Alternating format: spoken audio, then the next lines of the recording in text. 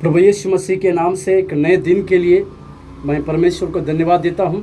आज का आप लोगों के लिए उत्साहित करने वाला वचन जो यिर्मयाह का पत्री उसके 18वें अध्याय उसका 4था वचन में लिखा हुआ है।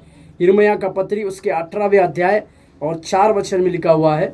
यिर्मयाह का पत्री उसके 18वें अध्याय और 4 वचन में जिसमें लिखा हुआ है, जो मिट्टी का बर्तन वह बना रहा था वह बिगड़ गया, तब उसने उसी का दूसरा बर्तन अपनी समझ के अनुसार बना दिया। यहाँ पर भविष्यवक्ता यिर्मयाह को परमेश्वर एक कुम्हार के घर में जाने की बात को कहते हैं और ये यिर्मयाह जो है उस कुम्हार के घर में चला जाता है।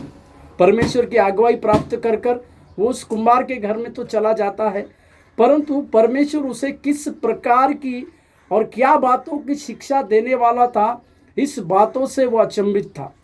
उसे इस बातों को समझ नहीं थी कि परमेश्वर उसके जीवन में क्या समझाना चाहता है या क्या किस प्रकार की बातों करना चाहता है, इसके विषय में अनजान था।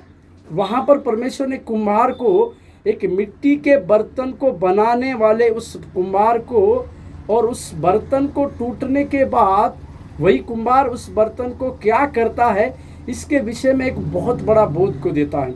वहाँ पर 4थे वचन में हम देखते हैं, जो कुम्हार जो मिट्टी का बर्तन बना रहा था वो बिगड़ गया, परंतु उसने उसी बर्तन को अपने समझ के अनुसार बना दिया बोलकर हम देखते हैं। मेरे प्यारों, आपके और मेरे जीवन को पुनर्स्थापित करने वाला या फिर से बनाने वाले उस परमेश्वर को हम देखने पाए। वो परमेश्वर के हम बनाए हुए बर्तन हैं।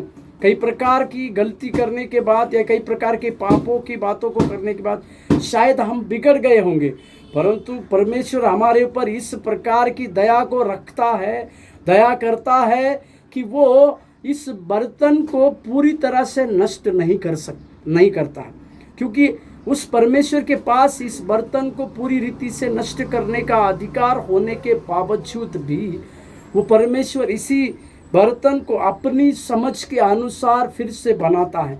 मेरे प्यारों, यदि आप अपने पारिवारिक जीवन की बातों को कई प्रकार के संघर्षों का सामना कर रहे हैं या परमेश्वर को आप किसी प्रकार की सेवकाई के लिए निमंत्रित कर रहे हैं, तो मैं आपको कहना चाहता हूँ, वो परमेश्वर आपकी सेवा को, आपके परिवार को फिर से पुनर्स्थापित करने वाला परमेश्वर है।